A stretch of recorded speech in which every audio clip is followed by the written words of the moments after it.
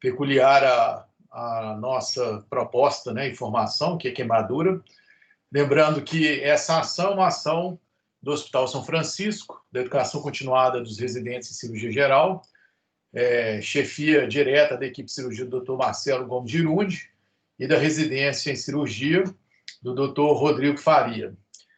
O tema de hoje eu acho que é muito importante porque é uma circunstância sazonal, na realidade, do cirurgião, principalmente do cirurgião do trauma, né, do cirurgião que está no primeiro atendimento na urgência e emergência, nos prontos-socorros, nas UPAs, e que faz toda a diferença o atendimento a esse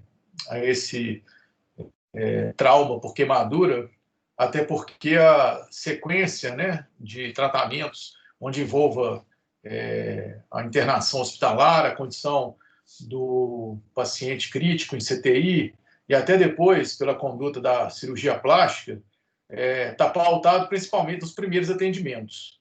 Eu acho de grande importância, né, tanto que é tema dentro do ATLS, e é uma discussão bastante frutífera assim, em todas as provas, todos os congressos que versam e eventualmente sobre trauma também, porque a gente tem uma situação muito comum, principalmente no Brasil, onde as comemorações são feitas com fogo de artifício, algumas comemorações com presença de fogo, e agora, na época da pandemia, o índice de acidente doméstico pelo uso do álcool gel tem sido também assim, alguma coisa notificada.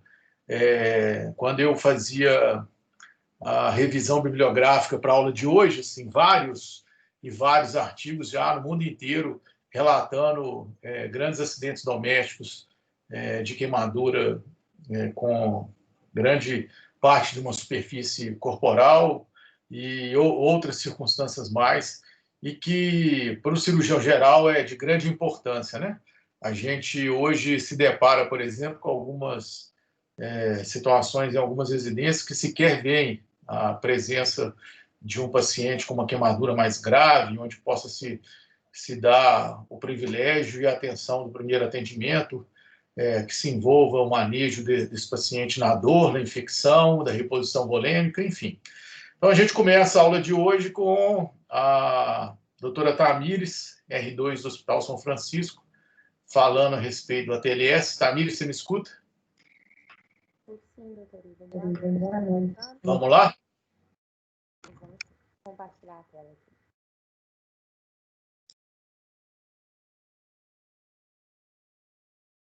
Está aparecendo aí? Não está ainda, não.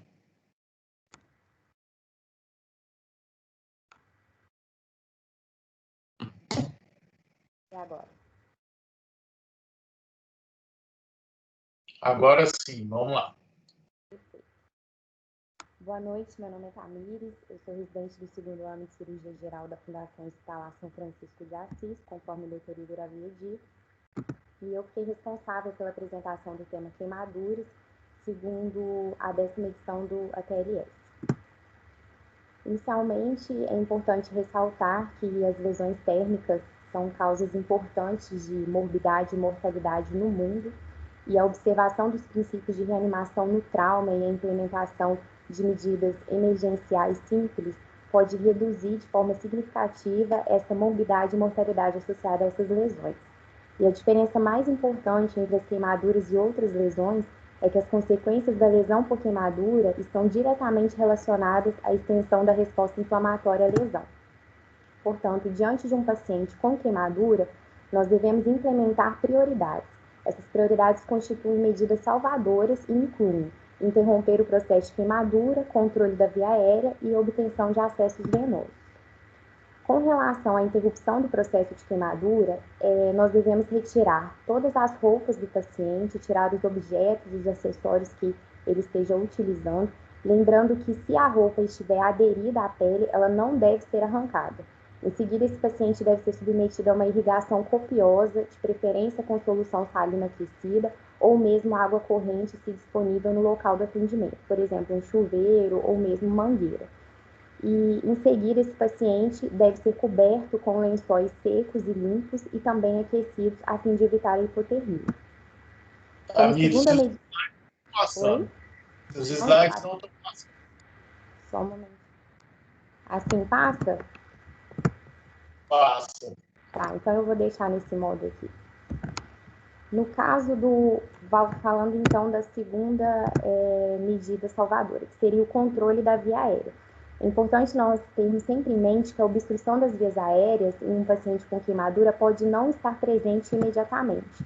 E isso, com relação à obstrução, ela pode ocorrer não só como uma lesão direta da via aérea, por exemplo, uma lesão por inalação, como também secundária ao edema, que se forma de forma progressiva, secundária a essa queimadura. Daí a importância de conhecermos as indicações de uma intubação orotraqueal precoce.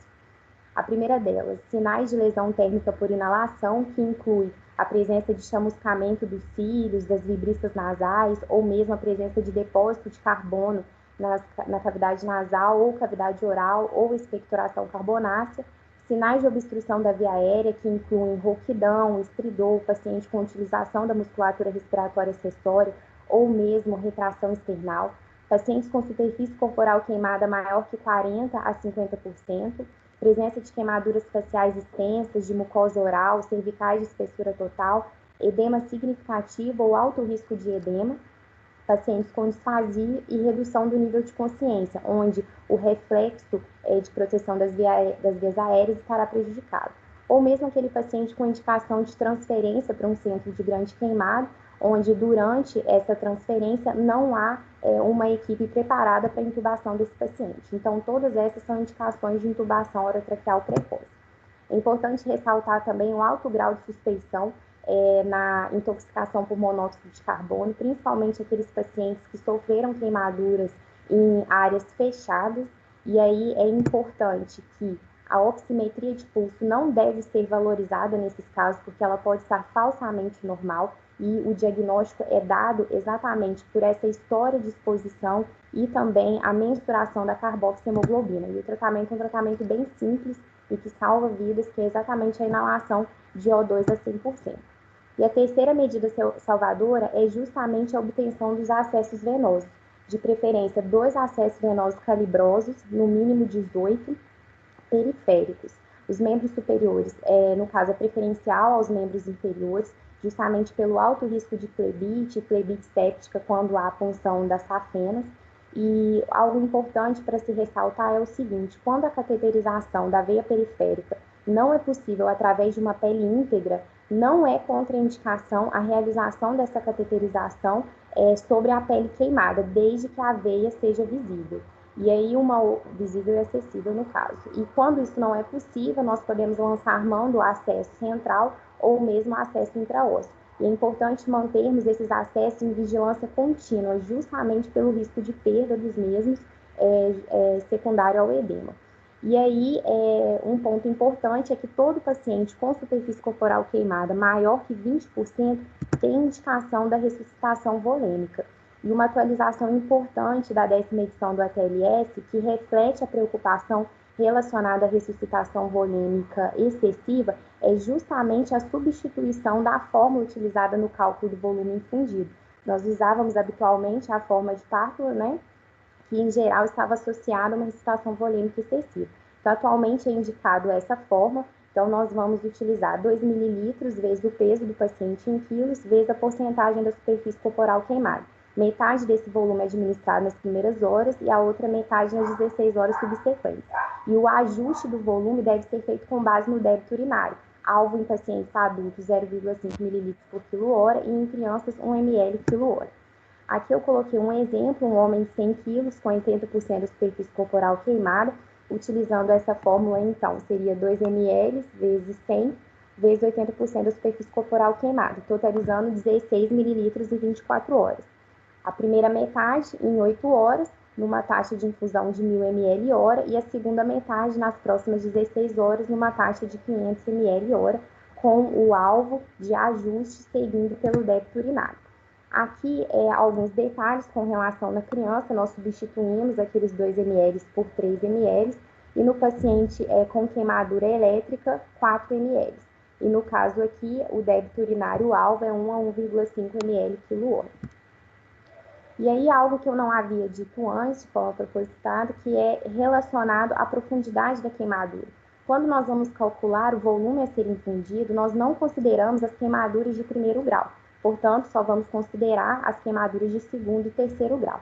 Aqui no quadro, nós temos as queimaduras de segundo grau, que também são chamadas de espessura parcial. A primeira, espessura parcial superficial, e a segunda, espessura parcial profunda. Aqui a primeira superficial. Então, aqui ela é caracterizada por um eritema, geralmente é uma queimadura úmida que contém bolhas, extremamente dolorosa. Ela é dolorosa até a corrente de ar.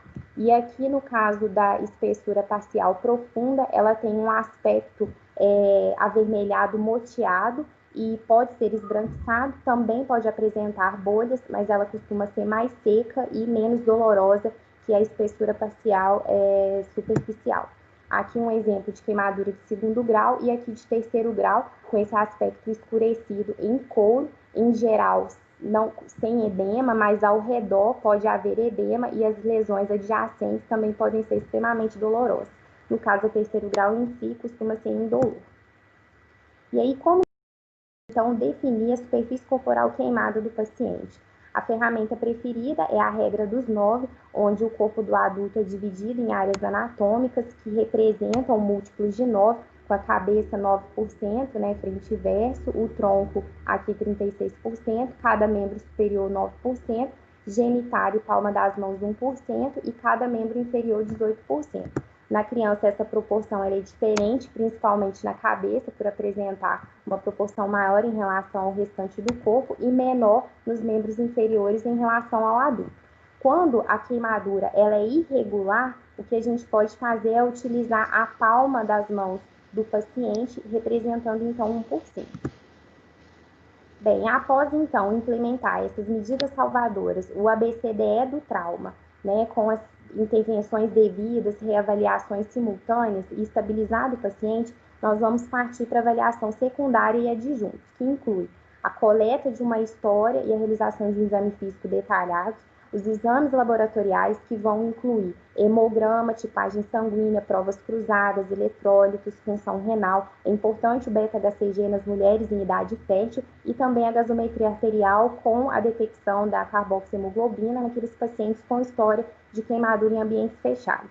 A radiografia de tórax estará indicada naqueles pacientes intubados, nos pacientes com suspeita de lesão por inalação e também, caso você queira avaliar uma lesão associada, podendo ser repetida a critério clínico. É importante manter a avaliação contínua e manutenção da circulação periférica, com atenção especial para aqueles pacientes com risco e possibilidade de síndrome compartimental e possível necessidade de fasciotomia ou escarotomia nos pacientes com queimaduras circunferenciais de tronco e abdômen.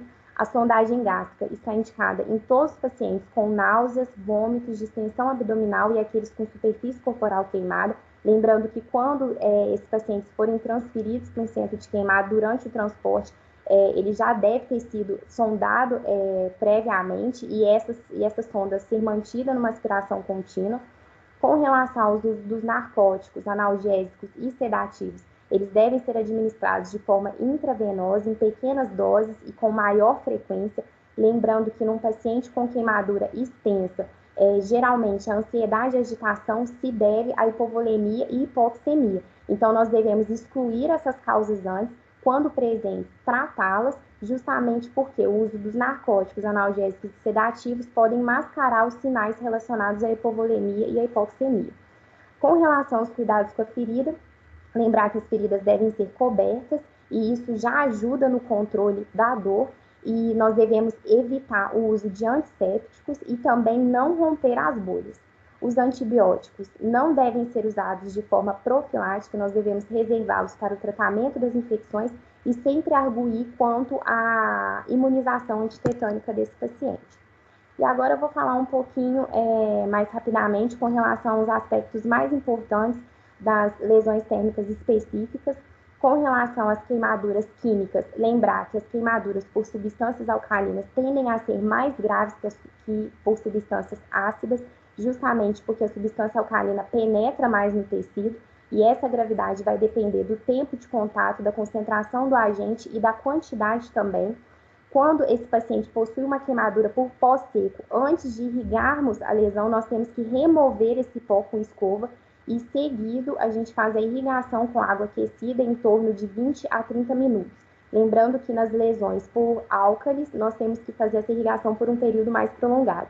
E não utilizar neutralizantes, que a gente tem que lembrar da química, que as reações de neutralização são exotérmicas. Então, elas liberam calor e isso pode piorar as lesões. Com relação às queimaduras elétricas, é importante termos em mente sempre que existe uma dissociação entre a gravidade e a aparência das lesões. Isso porque a velocidade da perda de calor dos tecidos superficiais e profundos ocorre de forma diferente. Então, não é infrequente nós encontrarmos um paciente vítima de queimadura elétrica com a superfície da pele íntegra, mas que tenha queimaduras musculares necróticas graves. Então, são pacientes com mais chance de trombose, de lesões nervosas, arritmias e rabdomiólise. Portanto, eles devem ser submetidos a um eletrocardiograma na admissão, devem ser submetidos à monitorização contínua e atenção especial à chance de fasciotomia por síndrome compartimental. Além disso, é um paciente que tem indicação de transferência precoce ao centro de queimados. Então, nós vimos que os pacientes vítimas de queimadura elétrica têm indicação de serem transferidos ao centro de queimados. E quem mais eu devo indicar para um centro de queimados? Pacientes com queimaduras de segundo grau com mais de 10% da superfície corporal, queimaduras em rosto, mãos, pés, genitália, períneo e grandes articulações, queimaduras de terceiro grau, queimaduras elétricas químicas, lesão por inalação, pacientes queimados com comorbidades que podem ser complicadas pelas queimaduras, pacientes com queimadura associada a outras lesões traumáticas, mas que a queimadura ela impõe maior risco à vida do paciente do que as outras lesões traumáticas, queimaduras em crianças que estão em um centro onde não há pessoal qualificado ou equipamentos qualificados para o tratamento dessas crianças também devem ser transferidas, e aqueles pacientes queimados que exigem intervenção social, emocional ou reabilitação. E por último, mas eu também não poderia deixar de falar, não é menos importante, mas é menos comum no nosso país, são as queimaduras por frio. Então, elas são classificadas em cressadura, congelamento e lesão não congelante. A cressadura seria mais ou menos o equivalente à queimadura de primeiro grau, só que, obviamente, por frio, né? O paciente ele vai ter uma palidez, vai ter dor, ele vai ter uma diminuição da sensibilidade e ela, em geral, é facilmente revertida com reaquecimento. Já as lesões de congelamento são lesões em que há microcristais de gelo nas células e também uma obstrução dos microvasos. Isso leva à anóxia. Então, são pacientes também que apresentam uma classificação de 1º a 4º graus, mas essas classificações, em geral, elas não são extremamente acuradas, então existem alguns autores que classificam apenas como superficiais e profundas, porque isso não interfere no prognóstico nem no tratamento das lesões. Essa foto mostra uma lesão de congelamento. A lesão não congelante, ela é comum em mãos e pés de pescadores, marinheiros e soldados, em geral em pessoas que são expostas cronicamente a e que também é de temperatura superior ao ponto de congelamento. O mais importante do tratamento dessas lesões, além do ABCDE do trauma e a medida da temperatura central do paciente, é que esses pacientes não podem ser reaquecidos rapidamente. Por quê?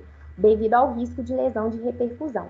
E o desbridamento desses pacientes também deve ser cauteloso, porque, como eu disse anteriormente, a avaliação da extensão e da profundidade das lesões, em geral, ela não é acurada. Então, podem ser necessárias semanas, às vezes até meses, para as lesões serem delimitadas. Então, o desbridamento sempre deve ser cauteloso. Bem, essas são as minhas referências, basicamente a 10ª edição do ATLS. Eu estou à disposição para qualquer dúvida e discussão. Muito obrigada. Quero dar os parabéns pela Tamires, excelente aula. Tamires, que hoje é estagiária no Hospital João 23, deve fazer parte da rotina dela, né, ter pelo menos notícia do setor de queimados, que é um hospital que é a nossa referência para a macro-região, e que a gente deve entender que a questão das queimaduras hoje como foi dito aí, palco para resposta rápida e para situações com as quais um gesto para o cirurgião, né, e para o instituto que tenha uma qualidade de resposta e de atendimento pode salvar vidas, né? A gente tem aí pessoas que tiveram grande extensão do corpo queimados, que acabam depois sendo hospitalizados por muito tempo, mas basicamente, né, a reposição volêmica, que é uma circunstância com a qual você tem que ter isso na cabeça, né? Antes a fórmula de Parkman, agora essa a fórmula do ATLS atualizado. A circunstância de lembrar que a descontinuidade da pele ela é uma porta aberta para infecção.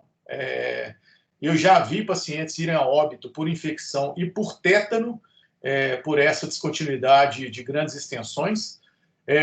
Lembrar a questão também, né, assim, do mecanismo envolvendo a cena, assim, ter informações a respeito disso, porque boa das vezes, né, as condições que trazem a história do paciente com queimadura de vias aéreas, inalação de fumaça, circunstâncias de rede de convecção, de rede piroclástica, tudo isso tem que estar muito claro para o cirurgião e também, né, assim, nas outras modalidades, onde o componente elétrico ou o componente ácido básico possa ser feito, e que nesse momento requer com que a gente tenha outros marcadores de importância, né, que possam agir diretamente no rescaldo do paciente, que possa agir diretamente na forma de poder ressuscitar esse paciente, enfim, né, é interessante que todos possamos entender isso. Então, basicamente, é importante que todos tenham bastante tranquilidade em identificar as queimaduras de primeiro, segundo e terceiro grau, as ações imediatas,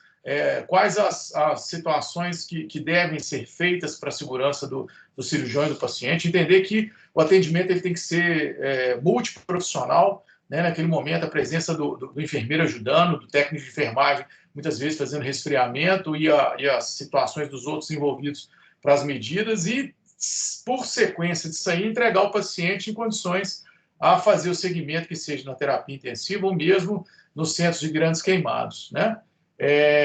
Isso é uma rotina que, boa das vezes, nos inclui em catástrofes. Eu mesmo, na minha residência, eu tive uma experiência de um acidente com ônibus de pessoas que tiveram mais de 9 grandes queimados e foram todos para o mesmo lugar, numa situação em que você tem que selecionar as pessoas que você deve atender e quais medidas por ser feitas, né? Assim, a Tamires colocou muito claro aí aquela questão do evento da Boate Kiss, que foi uma catástrofe para a gente, que a gente teve as mortes lá envolvidas em todos os aspectos, né? Desde a queimadura diretamente ligada ao processo do incêndio, como também as outras pessoas que se intoxicaram, as pessoas que tiveram queimadura de vias aéreas, enfim. Então, tudo isso é de grande importância até para a gente saber, quando pedir uma vaga no João 23, qual paciente que a gente vai fazer o encaminhamento. Vamos dar sequência, então. Agora a gente vai ter aula com a Renata, R2 do Hospital Público Regional de Betim, que vai dar sequência ao tema da noite. Renata, você me escuta? Boa noite, Igor. Boa noite a todos. Vou compartilhar a aula.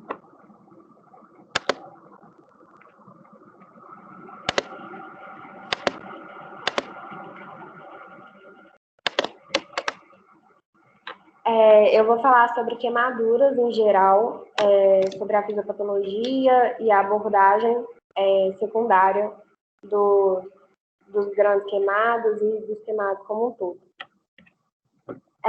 Primeiro começando, a prevalência das queimaduras, elas permanecem muito altas em áreas de baixa e média renda, em torno dos 90%, e isso se deve por falta de medidas preventivas do governo.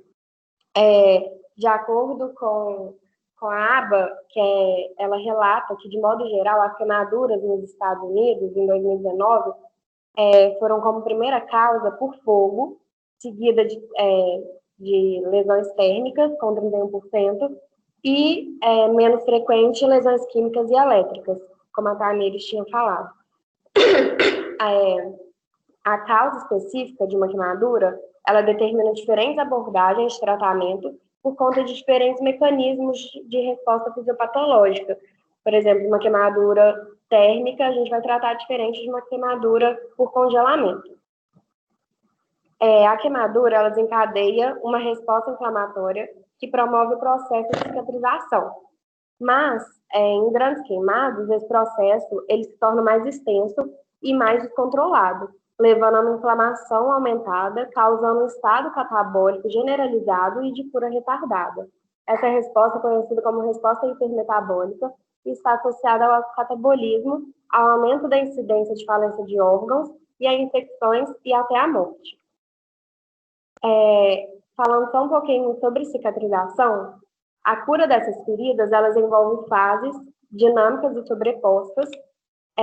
Primeiro é a fase inflamatória, que é iniciada pelos neutrófilos e monócitos, que por meio da vasodilatação localizada, eles vão até o tecido para degradar o tecido necrótico, e iniciar o reparo da ferida.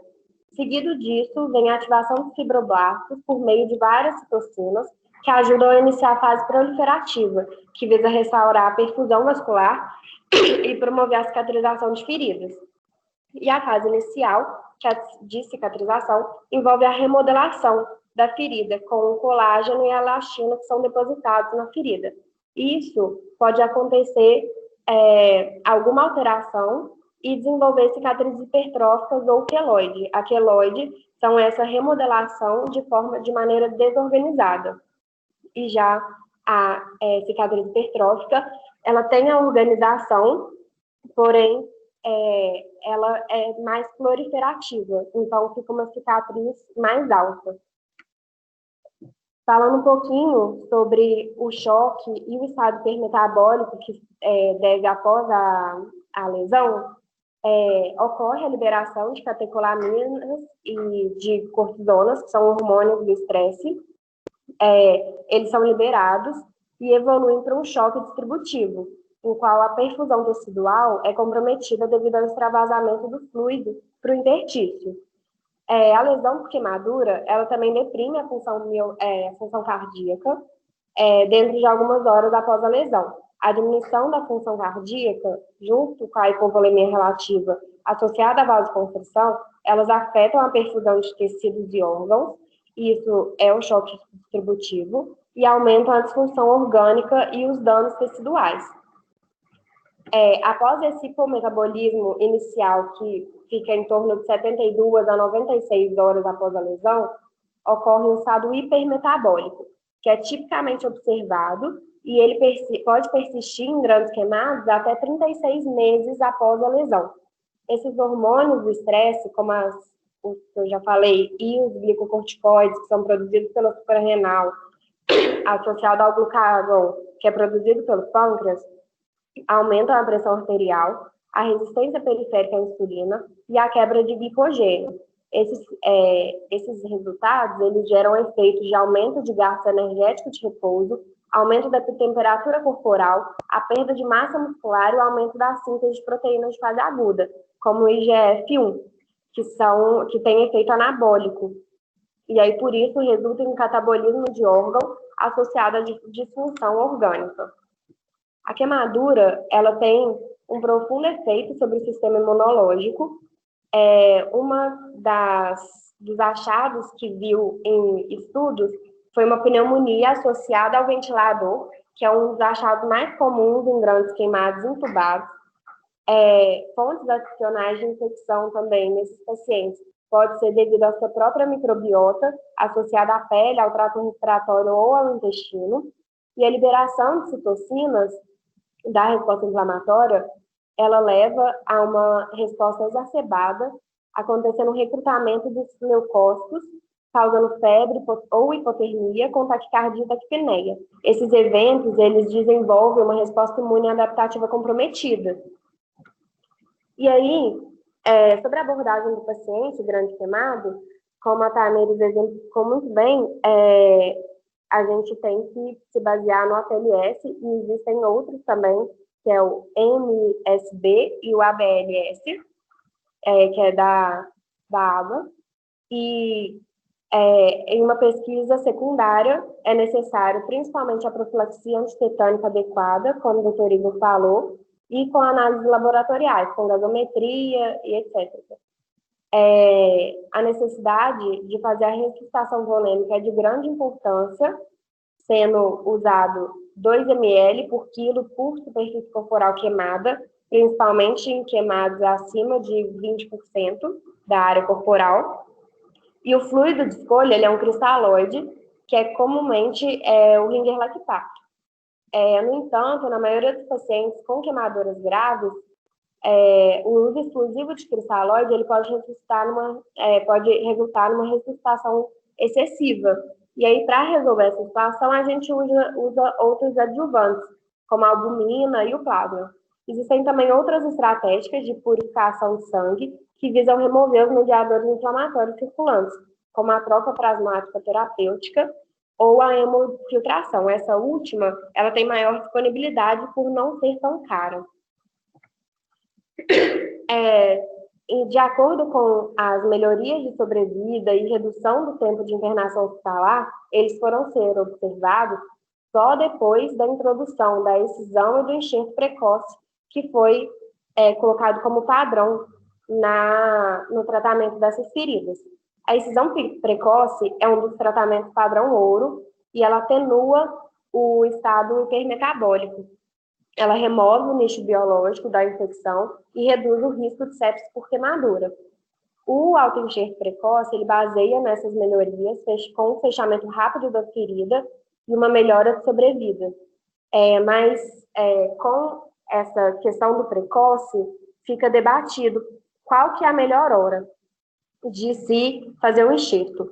Em boas áreas de pele e com o paciente estável, é uma boa condição de se fazer o autoenxerto, e se tiver dúvida da viabilidade ou se tiver uma infecção ali do tecido, é melhor fazer uma aloenxertia usando pele de outra pessoa, pode ser inclusive cadavérica, para cobrir temporariamente essa ferida e não desenvolver mais a resposta inflamatória.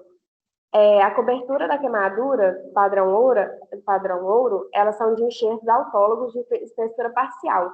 Essa pele, ela é colhida com o instrumento dermátodo e esses enxertos são transferidos para o local da queimadura excisada.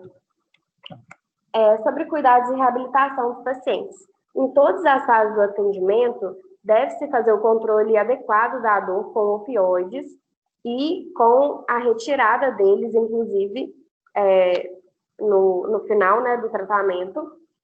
E o planejamento para a reabilitação após as queimaduras graves, elas devem começar na admissão com a equipe multidisciplinar, que integra princípios de reabilitação com todo o processo de tratamento. Por exemplo, com o fisioterapeuta, com intervenções simples, por exemplo, o posicionamento adequado do membro, a imobilização, uma descarga de peso, reduz a contratura da queimadura e minimiza o edema.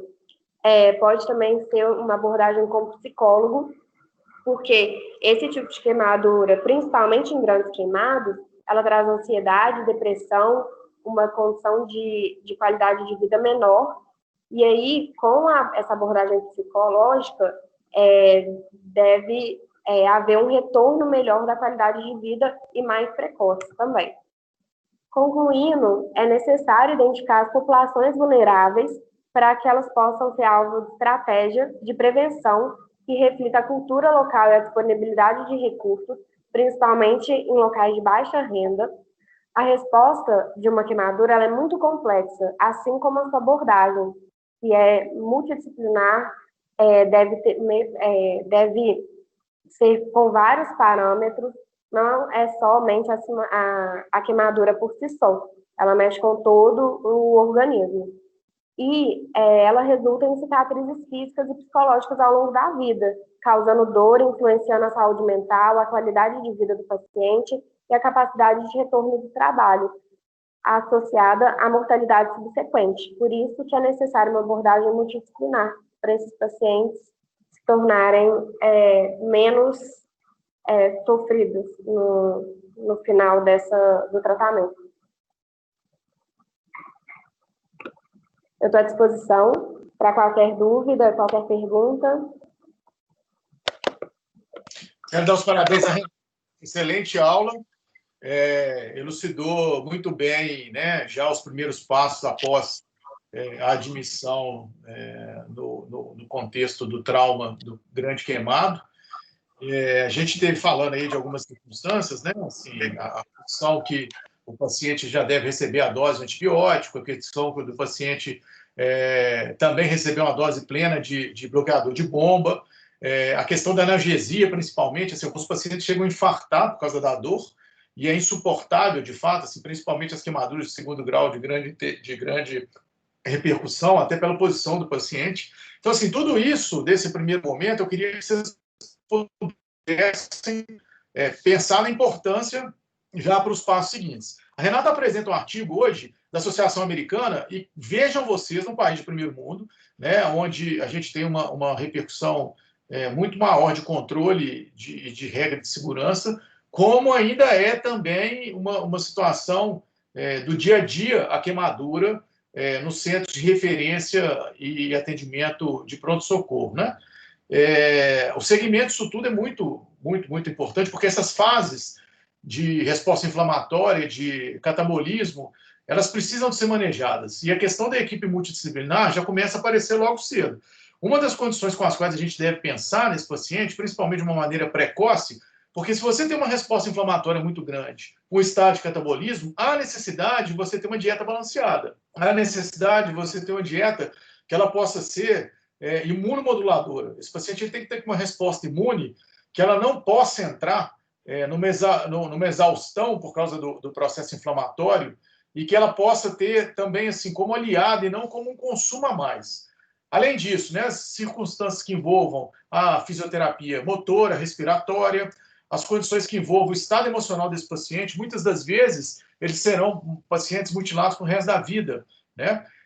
Condições que possam trazer o convívio, o contato social para esse paciente. Afinal de contas, assim, esse paciente vai voltar para casa depois. Você vai entregar esse paciente de que maneira, né? Como vai ser o controle tardio das lesões desse paciente? Como vai ser o desmame das medicações que estão sendo usadas? Como será a reinserção desse paciente, de certa forma, no mercado de trabalho, no ambiente familiar, no ambiente social?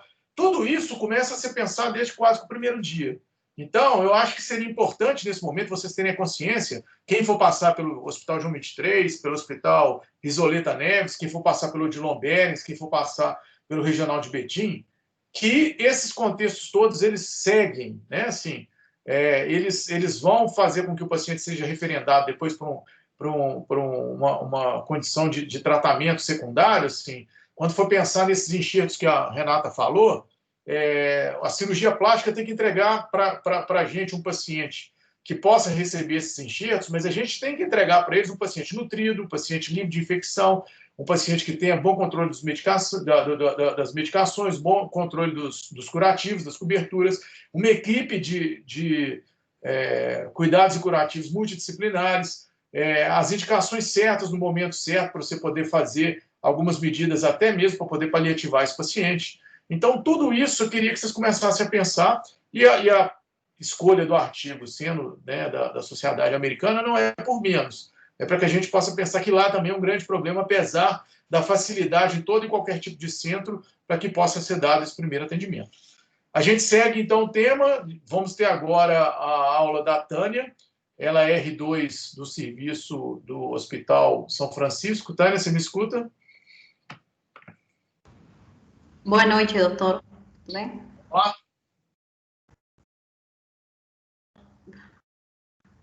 Vou compartilhar a tela.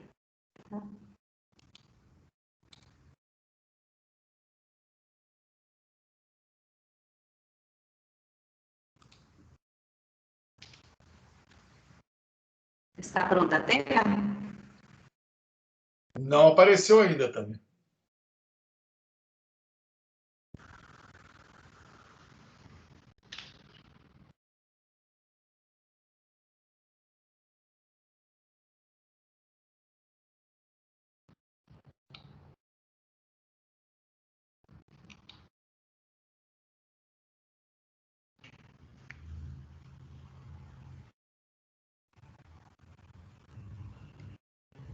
E agora?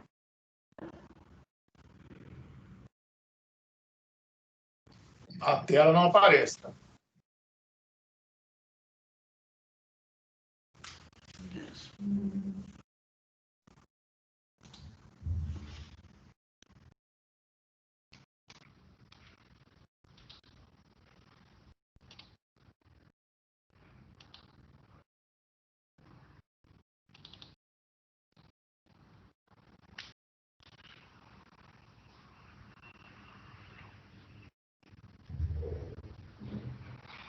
Está abrindo para vocês?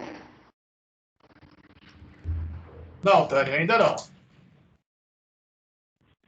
Vamos ver, então.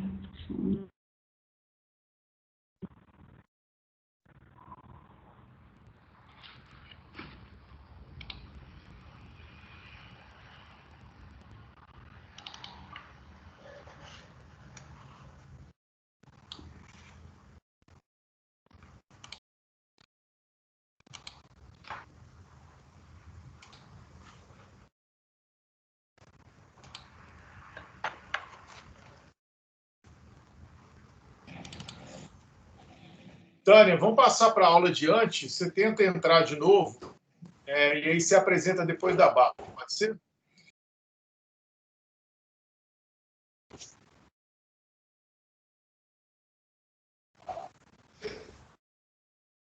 Tânia, me escutou? Eu passei para a barra.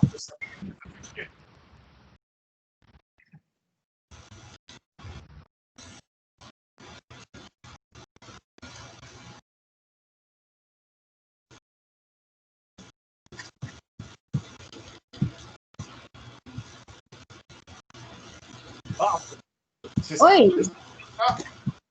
Não, tá mostrando já a minha? Tá me escutando? Estou escutando, mas não compartilhou ainda não. Ixi, pera.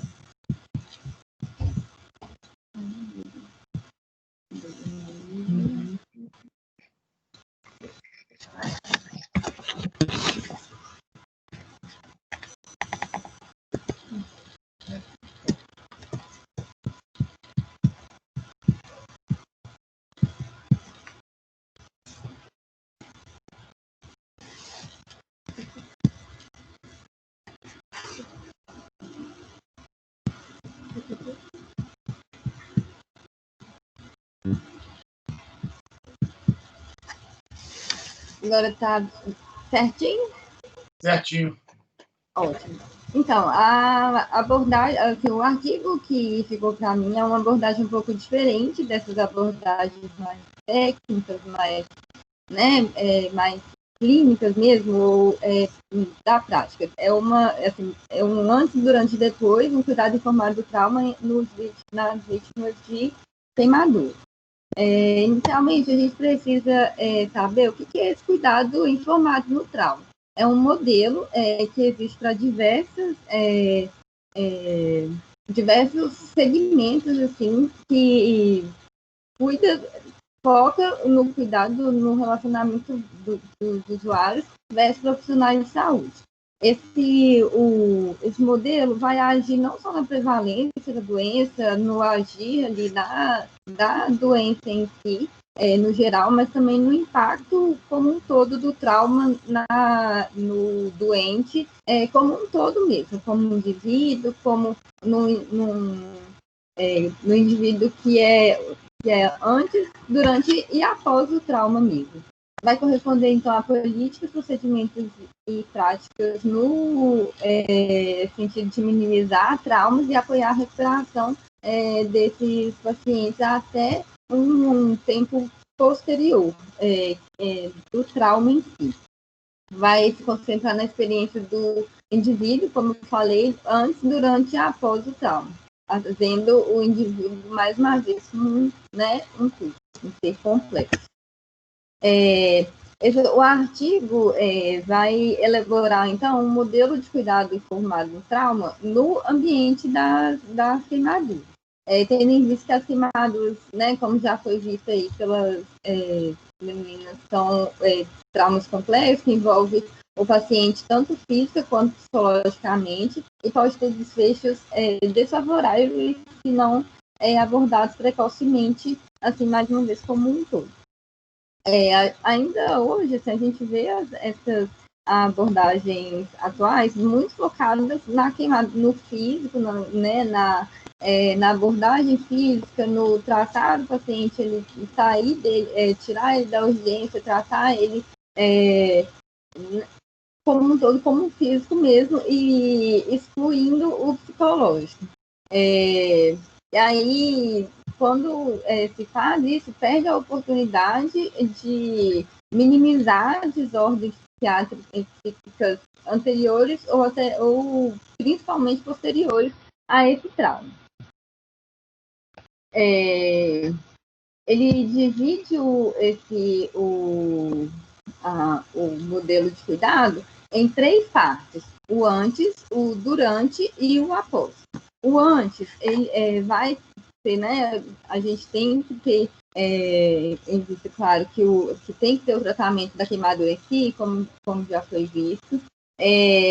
Nesse primeiro momento também, nesse primeiro contato, já tem que ter a compreensão do impacto do trauma sobre o paciente e os familiares e a consciência do impacto no tratamento da queimadura e da reabilitação. Durante, a gente precisa evitar esse trauma vicário da equipe, que é o trauma assim, quando você tem muito contato com aquela realidade, o próprio profissional de saúde ficar doente por ter aquela vivência. Isso tem que ser o tempo inteiro avaliado dentro dessa equipe e evitado a qualquer modo, de todo modo, né, para que não saia, para que não tenha um desfecho ruim para toda a equipe e principalmente para o doente. Em relação ao modelo direcionado para o doente, ele visa criar um ambiente seguro, de confiança, logo assim, com o paciente estando muito seguro do que está acontecendo, dos próximos passos de cada intervenção, uma triagem adequada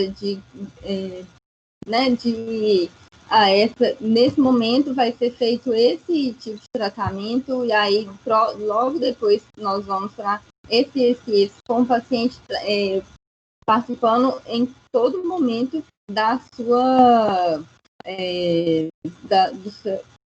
do trauma e da recuperação mesmo. E aí, então, tem aí, né, incluir o paciente na intervenção e no planejamento da recuperação, psicoeducação do paciente e apoio, tanto do paciente quanto de familiar, e uso de serviços em conjunto. Esse serviço em conjunto que ele deixa lá pegar pessoas da equipe que tenham vivências semelhantes com o doente, para que ele tenha mesmo uma sensação, assim, uma empatia mesmo, para que ele se, entre aspas, aí, né, se entregue mais a tratamentos, se veja como parte da história, do tratamento mesmo. Por fim, então, a gente tem, né, o depois. Os estudos mostram que quase 1/3 dos pacientes desenvolve transtornos psiquiátricos de 2 a 7 anos depois de sofrer um trauma com queimadura. E aí, ele fala que manter o contato do paciente com aquela equipe inicial que o atendeu, que o acolheu, seria importante para evitar esses danos psiquiátricos, psicológicos aí, que o paciente possa desenvolver. E aí, depois também precisa ter um apoio contínuo, avaliar caso a caso, ter acesso ao tratamento conforme necessidade de cada paciente. Lembrando sempre que cada paciente é único e as dificuldades de cada um também seriam únicas, né? E aí, ficar atento a isso.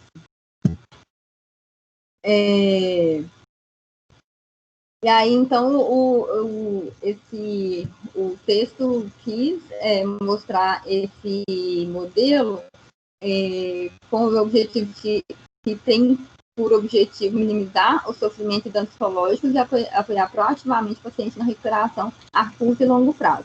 Mais uma vez, sempre pensando no paciente não só como paciente queimado, mas como um paciente que tem uma história antes, vai ter essa história durante esse processo de reabilitação e pensar principalmente no depois. E, como a gente viu aí, tem uma taxa muito grande de desenvolvimento de doenças psíquicas desfavoráveis relacionadas a esse trauma. Assim, é basicamente isso mesmo. Obrigada. Quero agradecer a Bárbara a apresentação, e esse tema não foi à toa, né? Inclusive, eu vou fazer hoje um pouco diferente, porque Bárbara, por exemplo, é uma R1 de um hospital regional que drena 23 municípios e que é a porta aberta para todo tipo de trauma. A gente tem hoje assim, vários incidentes que refletem a micro-região de Betim e a macro-região metropolitana. Eu quero que o seguinte, Bárbara, pergunta minha para você a partir do momento que você leu esse artigo. Em algum momento dos casos que você já viu ou já ouviu falar dentro de Betim, esse acompanhamento ou pensamento do antes, durante e depois já foi feito? Bárbara? Me escuta? Me escuta. Agora sim. Assim, eu acho que é mais raro, assim, a gente vê esse acompanhamento do antes, durante e depois. A gente vê isso mesmo, mas na questão, quando a gente pede aquele programa de internação domiciliar para o paciente, né, continuar um tratamento, assim, mais domiciliar mesmo, se mantendo ali, mantendo esse cuidado em casa.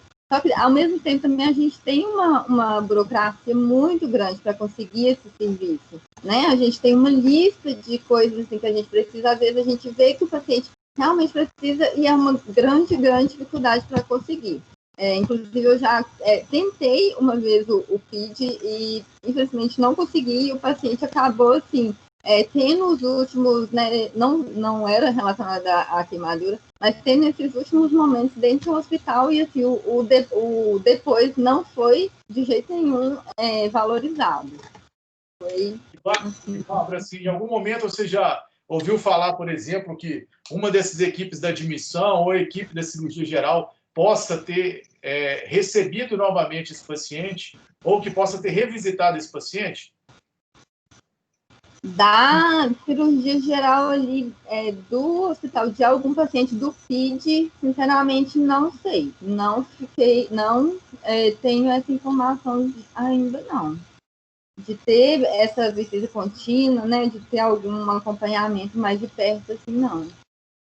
E, eventualmente, na enfermaria, por exemplo, você já viu em algum momento, nas visitas da família ou nas visitas do CTI, a presença do serviço de psiquiatria de Betim para poder dar a notícia, ou para poder fazer esse acolhimento familiar social, ou para poder acolher o próprio paciente?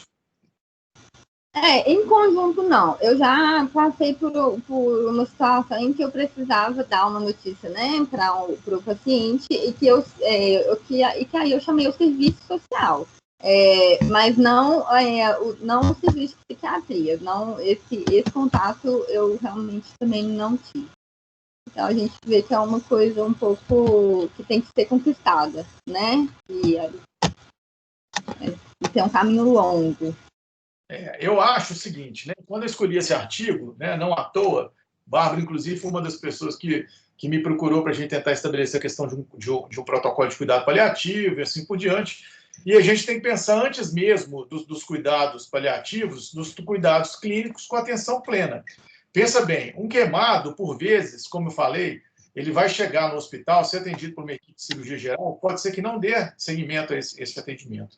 E, boa das vezes, a presença dessa equipe ou de quem fez esse atendimento, até para esclarecer alguns aspectos que possam ser para a família, porque assim, o paciente vem, entra no contexto do hospital, trazido por um pré-hospitalar, é internado dentro do politraumatizados, em que as notícias são dadas muitas vezes não pela mesma equipe, aí só para andar. Então, essa identificação, por vezes, ela é de grande importância para que o paciente possa ter, nessa relação médico-paciente, confiança no que possa ser feito. Esse paciente já vai ser mutilado, esse paciente já vai ser estigmatizado, esse paciente já vai ser alguém que vai ter, infelizmente, uma grande jornada para poder deshospitalizar, vai viver dentro do hospital durante muito tempo, com todos os aspectos que envolvam óbito de outros pacientes ali dentro, troca de equipe que o vai atender, conduzir, enfim, todas essas situações que a gente sabe que fazem cada vez mais que o paciente não esteja em paz para poder ser atendido.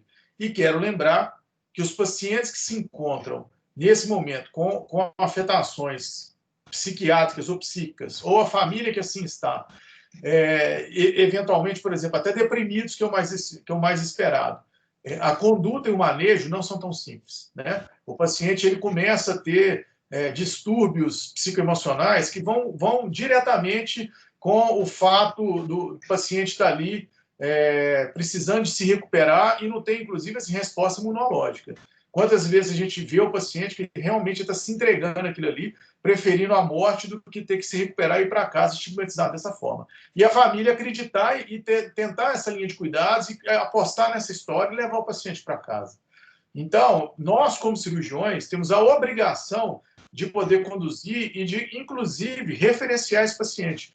Esse paciente, por exemplo, ele vai depois ser acompanhado pela cirurgia plástica, mas ele vai ficar satisfeito e feliz de poder te ver, que você está ali ainda, que seja para uma visita ocasional, que seja para você falar assim, olha, depois que você fizer essa cirurgia de reconstrução, volta.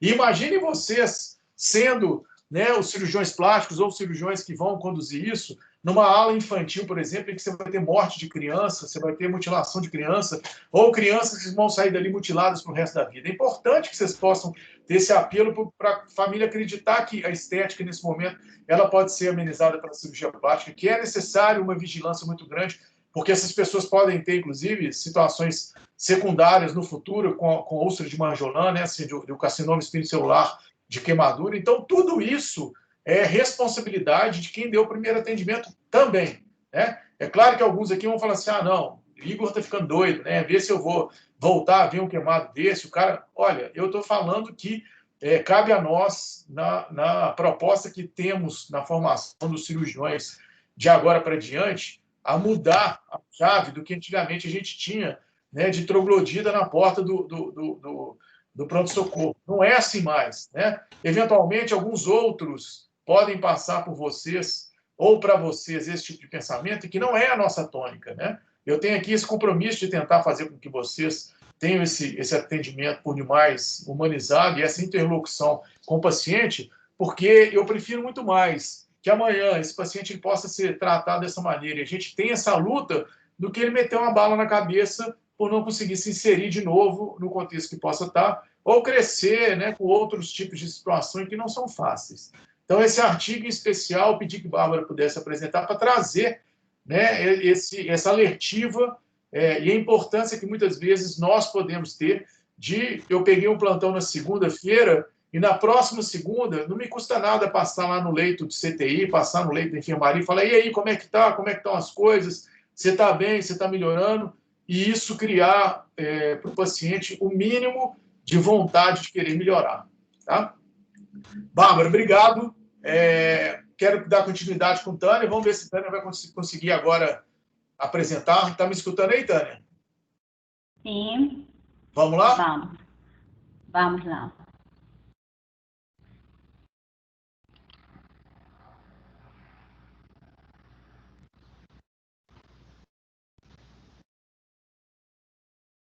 E agora, está compartilhando? Segue, agora sim. Tá, beleza, então. Boa noite, meu nome é Tânia Pilar Choque Salas, eu sou residente do segundo ano do Hospital São Francisco de Assis. Eu sou responsável pela discussão do seguinte artigo. Papel da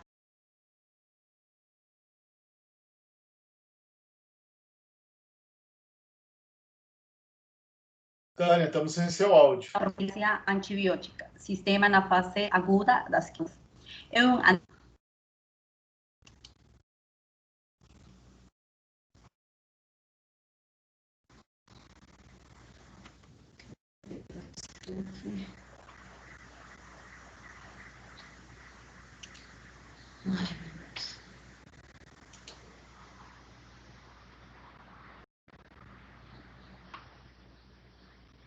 Agora está me escutando? Toma e subiu sua imagem.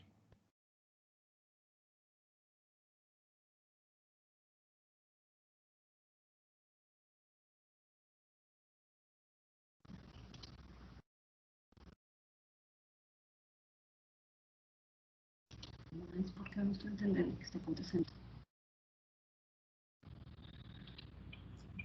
Apareceu, vamos lá. Apareceu? Agora subiu de novo.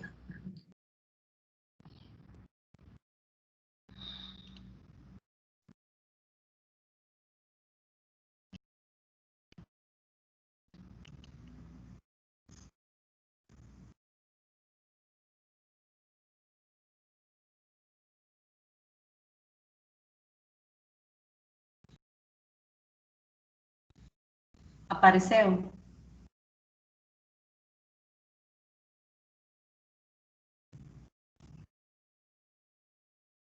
Ainda não, Tânia, sem imagem. Está compartilhando a tela? Não. Tá, beleza.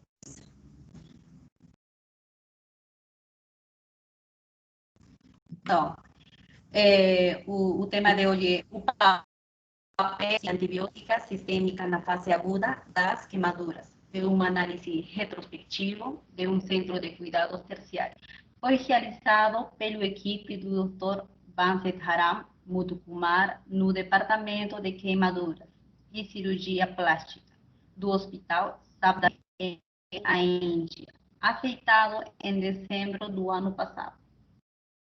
As queimaduras é um problema de saúde pública mundial, onde os países afetam em forma geral, né? Os países de alta renda contam com políticas de prevenção e cuidados. Por exemplo, a incisão, desbridamento precoce da ferida, injertos biológicos da pele, que reduzem consideravelmente a incidência da sepsis. Em comparação com os países que têm de baixa renda, usam o antibiótico, aumento do uso do antibiótico para tratar as feridas infectadas, mas que vão levar a uma resistência ao antibiótico. O objetivo deste artigo é analisar o papel da profilaxia antibiótica em pacientes queimados em relação à infecção e sobrevivência. A metodologia é um estudo retrospectivo comparativo na unidade de queimados e cirurgia plástica do Hospital Safdarjung, na Índia, feito um período de 6 meses.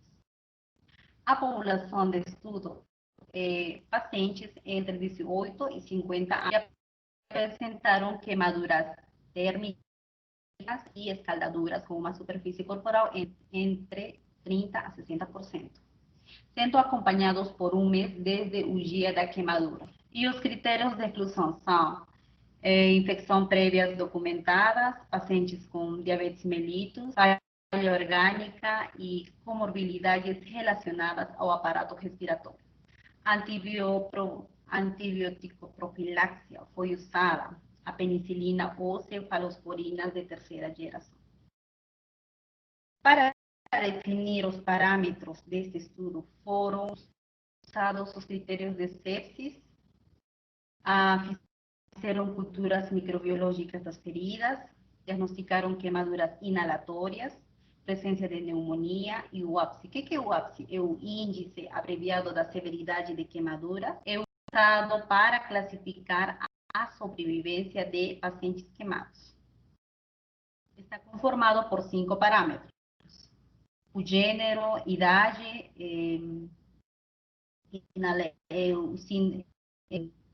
injúria inalatória, queimadura terceiro grau, superfície corporal queimada. O score mais baixo, que é 4, representa o 99% da sobrevivência. O score mais alto, que é 11 pontos, representa entre 10% ou 20% da sobrevivência, ou seja, que tem um mau pronóstico. No análise estatístico, foi usado para comparar as características em dois grupos. Grupo de profilaxis e outro grupo de não profilaxis. Aqui, por exemplo, a injúria inalatória, o score APSI, a mortalidade por pneumonia e outros.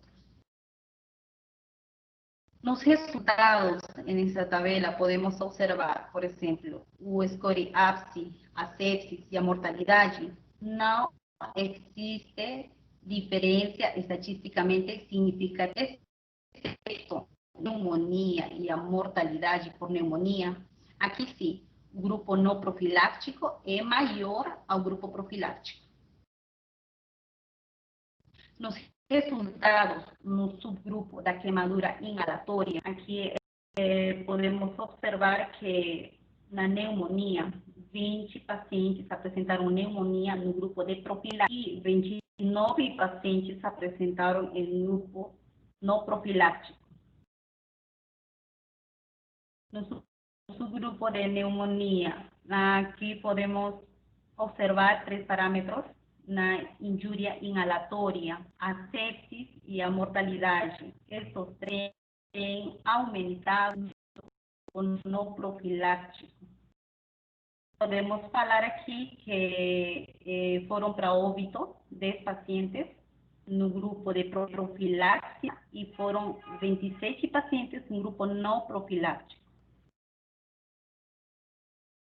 Fazendo um resumo, em total foram 157 pacientes, dos quais 77 receberam profilaxia, 80 sem profilaxia. Observando que 37 deles apresentaram sepsis sem profilaxia, 33 com profilaxia.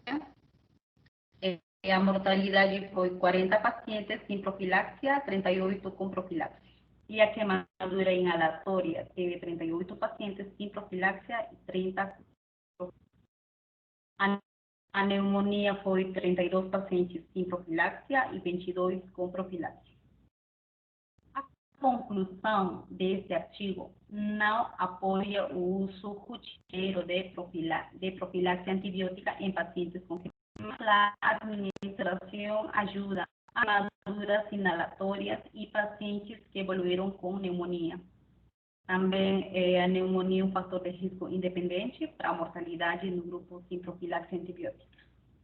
Houve aumento na incidência da pseudomonas aeruginosa em feridas de pacientes que receberam antibioprofilaxia. Eu tenho 3 críticas a esse artigo. A primeira, para mim, a amostra é muito menor, só são 157 pacientes. Não foi especificada os antibióticos usados, a dose e o peso. No critério de exclusão, foram excluídos os pacientes com diabetes mellitus, sim, mas não especifica outras patologias crônicas, como, por exemplo, pacientes oncológicos, pacientes com HIV, entre outros. Obrigada, eu estou à disposição para qualquer dúvida. Quero agradecer a Tânia. O propósito desse artigo justamente vai de encontro às críticas que a Tânia fez, né? Assim, eu gosto de trazer também aquilo que infelizmente nos traz uma estatística pouco representativa para que vocês, residentes, possam ter na cabeça que nem tudo que se escreve necessariamente se diz da verdade. A gente fala aí sobre a profilaxia de 2 antibióticos que são de uso muito comum e disponíveis em quaisquer que possam ser os hospitais. A boa das vezes, nos serviços de admissão, esses pacientes eles passam por protocolos que têm cefalosporina de primeira geração. Aí a ampicilina e a cefalosporina de terceira geração, ambos, inclusive, com alto espectro de seleção de flora, foram utilizados e numa razão em que pouco poderia se dizer ou se falar a respeito das doenças respiratórias. Em base, o que eu quero que vocês possam pensar, né, no que foi dito no artigo? Primeiro, a profilaxia ela deve ser feita, né, no espectro em que diz respeito principalmente a uma conversa direta com o Serviço de Controle de Infecção dos hospitais. As realidades, por exemplo, nesse artigo que representa uma situação de um país que são vários Brasis dentro dele, né, a Índia, nós temos para a gente que as realidades lá passam, inclusive, por questões sanitárias bem diferentes das nossas, e os hospitais disponíveis a mesma coisa. Então, o reflexo ou o pensamento disso tudo, ele tem que ser discutido. Então, a forma da gente interagir com a CCH nesse momento é de grande importância. Então, esse paciente ele vai receber alguma coisa que pode ser protocolar, mas depois há de se investigar o que é o maior impacto. Esse paciente ele tem uma queimadura maior, né, de área corporal, de pele, de derme. Esse paciente ele tem uma queimadura que foi necessário um desbridamento, segundo momento, por uma carga elétrica, ou uma circunstância qualquer, que, por exemplo, tenha somente queimadura de vias aéreas, por convecção, enfim. Eu acho que vocês, nesse momento, devem se atinar a não somente, né, pensar o que possa ser a crítica do artigo, mas a realidade que vocês se estabelecem. Se hoje a gente for fazer, por exemplo, um protocolo de queimados para o João 23, para o Hospital Regional de Betim, para o Odilon Beres e para o Risoleta Neves, que fazem parte de um grande um grande cinturão de admissão disso tudo, e talvez o Hospital Municipal de Contagem também, as questões vão ser completamente diferentes, né? E aí eu acho que seria interessante vocês pensarem nisso. Tânia, por gentileza, só descompartilha seu vídeo para a gente poder passar para a aula da Paty agora, por gentileza. A Patrícia Schiavetta, ela é R1 do Hospital São Francisco, e ela vai fazer a apresentação do último artigo da noite. Hoje nós não teremos a situação da apresentação do acadêmico. Paty, você me escuta? Estou te ouvindo, doutor Igor. Está me escutando? Vamos lá? Vamos. Um minutinho.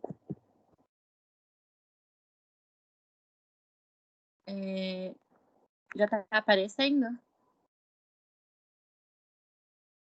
Já está compartilhado, só não está compartilhado agora sim. Tá? Ok. Boa noite a todos. Como o doutor Igor falou, meu nome é Patrícia, sou residente do primeiro ano da Fundação Hospitalar São Francisco de Assis, e eu vou falar a respeito desse capítulo que trata sobre o auxílio às vítimas que sofreram trauma térmico durante a fase pré-hospitalar e hospitalar nos eventos de um ataque terrorista. Então, primeiramente, eu acho que é importante para contextualizar, explicar que nos últimos 15 a 20 anos, os ataques terroristas ao redor do mundo aumentaram significativamente, e isso promoveu o aumento das lesões traumáticas. Nesses casos desses ataques, o principal fator é o fogo, e por isso as vítimas em geral sofrem queimaduras de várias formas, profundidades e extensões, como inclusive já foi falado nos outros trabalhos, queimadura de vias aéreas do próprio corpo. Nesse contexto, entre 2008 e 2017, foram avaliados 241 pacientes com queimaduras extensas, que é considerado 31 a 90% da superfície corporal, que foram tratados no Centro de Queimados do Hospital Regional das Clínicas de Vinnytsia Pirogov. Desses 241 pacientes, 115 durante o processo morreram. Por um fator exógeno traumático, seja ele térmico, químico, elétrico e luminoso, forma na pele uma área de paranecrose abaixo da zona de necrose. Nessa região, a temperatura pode aumentar para 60 a 70 graus Celsius. E esse vai ser o novo fator agressivo, que é o fator endógeno da lesão. Por isso que é tão importante, assim que feita a neutralização dos fatores agressivos exógenos, deve-se proceder para a neutralização dos fatores endógenos, pois eles podem ficar vários dias agredindo aquela região. No centro de queimados, novas direções têm sido tomadas, especialmente na área da combustologia, que mais para frente eu vou explicar nos casos clínicos práticos que esse capítulo forneceu. Outra coisa importante é o tempo de neutralização. Se na neutralização de lesão exógena com água em temperatura ambiente, você tem um tempo em torno de 10 a 15 minutos, a neutralização da lesão endógena pode levar de 6 a 8 horas ou até dias. E o critério da neutralização é desaparecimento da dor na ferida e uma superfície de temperatura amena ao toque. Nessa primeira imagem, a gente tem lesões que se estendem de 50% ou menos da extensão corporal. Nelas, o método utilizado é o de aplicação de grandes compressas de água em temperatura ambiente. No caso da segunda figura, nós temos uma extensão superior a 50%, e aí, nesses casos, é usado a imersão em banheira. A água utilizada nesse tratamento é água comum mesmo, pois depois de um estudo que foi feito comparando cultura bacteriana da água e da pele, viu-se que não tem muita diferença entre elas. E aí entramos para os exemplos práticos.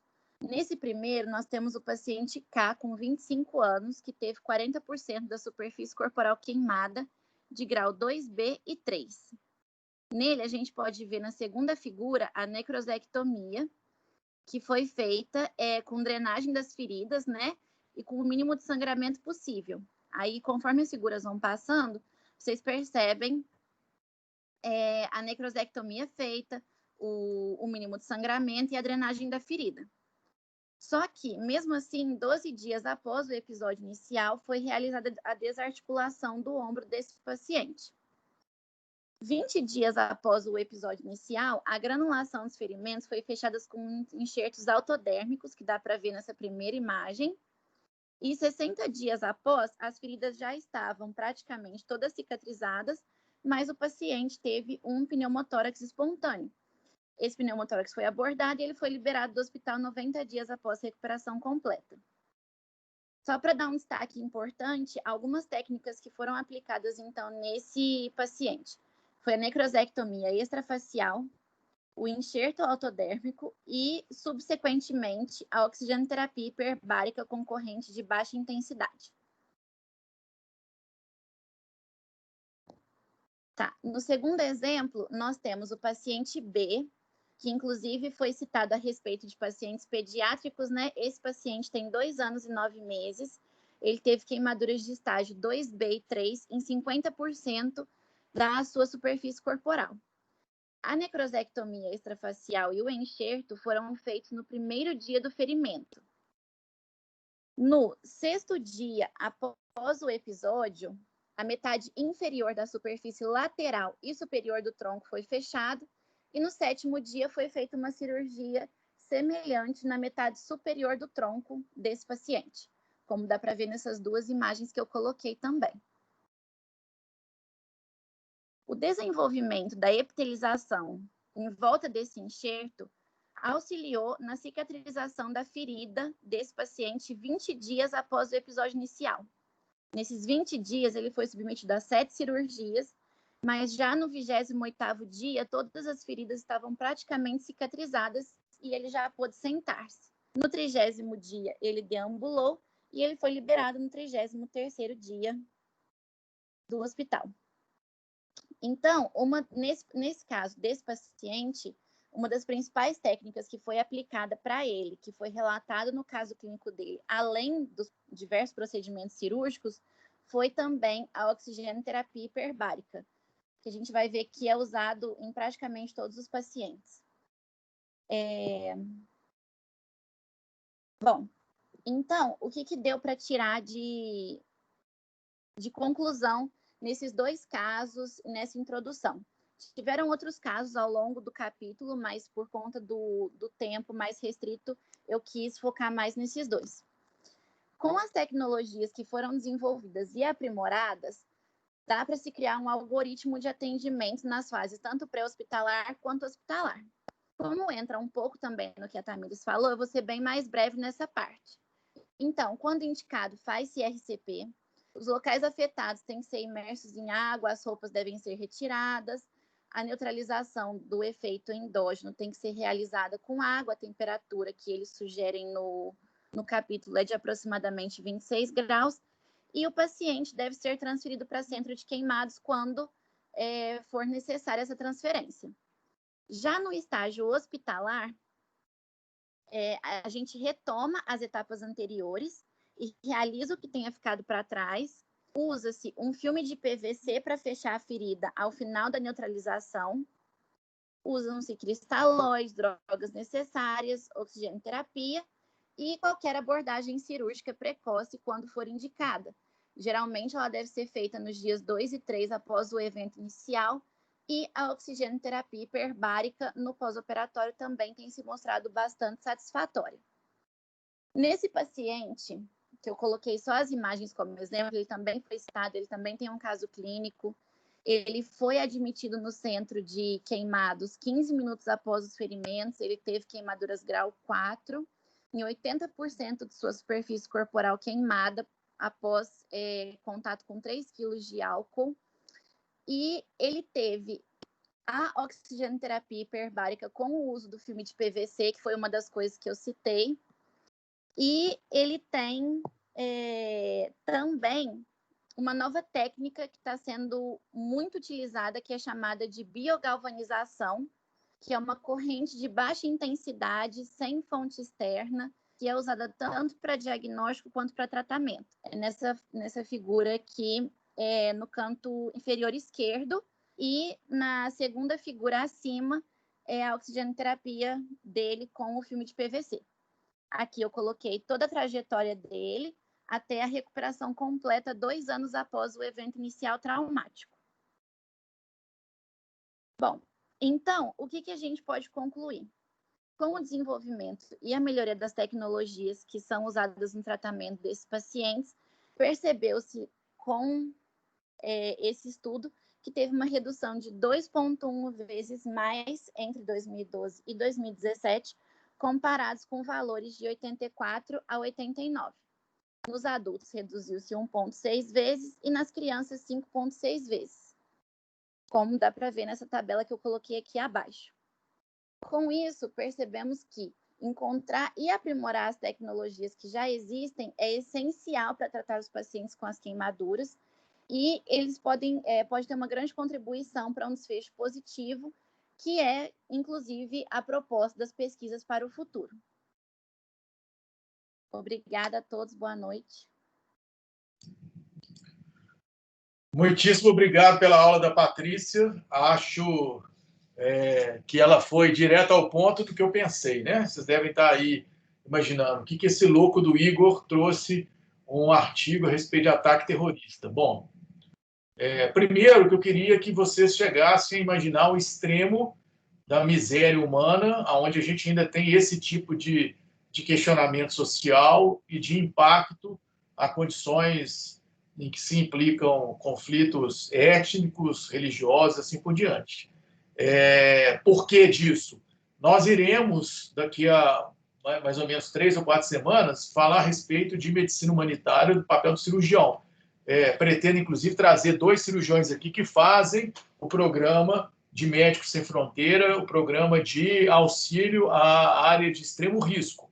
Ou seja, eu não sei de quantos aqui, nós temos agora 39, 40 assistindo a aula, quantos se candidatarão no futuro a poder fazer um programa de Medicina Sem Fronteira e, eventualmente, como cirurgiões, porque tem vaga e tem disponibilidade. E as áreas de conflito hoje, se vocês forem pensar, boa parte dessas áreas de conflito são verdadeiras guerras urbanas, onde as armas de fogo, os incêndios, as redes pirotécnicas de convecção ainda queimam os pacientes, se queimam muito, né? Assim, os grandes queimados são figuras presentes, figuras a serem abordadas, muitas das vezes no contexto do cenário da guerrilha, de fato, no contexto do cenário urbano, e que o papel do cirurgião naquele momento pode ser desde o primeiro atendimento à vítima até a circunstância de tudo que a gente falou, de rescaldo do paciente, acesso venoso,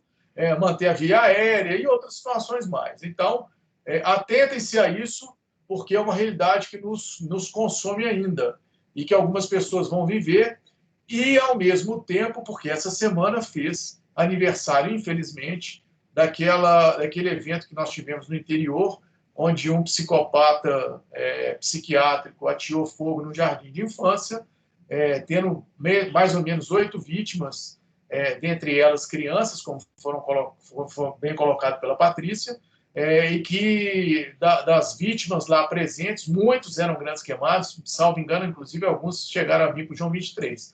Ou seja, realidade que os senhores terão, a despeito de qualquer circunstância, a frieza de ter que atender e de conviver.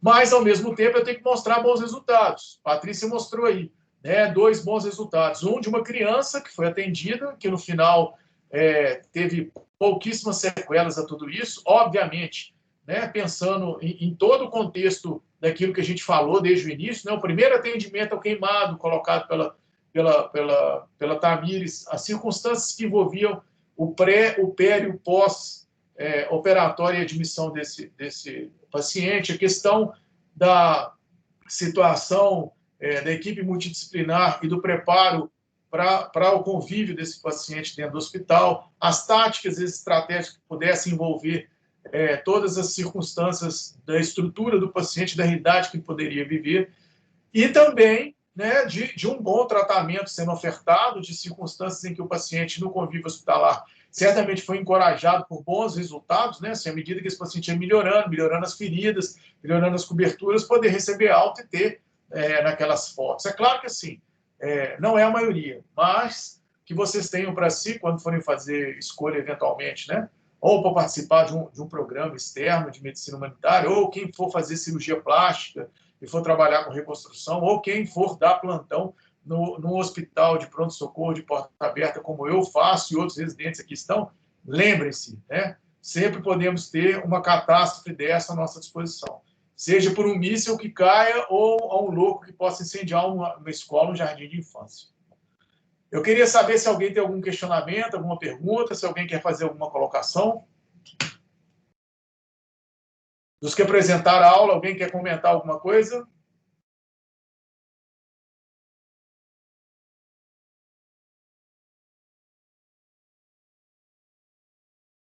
Bom, entendo o silêncio como uma circunstância que nós chegamos ao fim da nossa aula.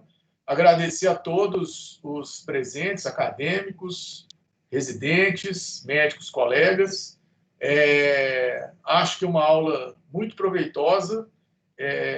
Nós tivemos no domingo agora um concurso em que a questão da queimadura foi abordada. É um tema de todas as provas, é um tema que constantemente é abordado, inclusive nas provas práticas, né? Nós temos aqui estrangeiros que vão fazer o revalida, nós temos aqui residentes que vão fazer a prova de proficiência aberta, né, para residência médica.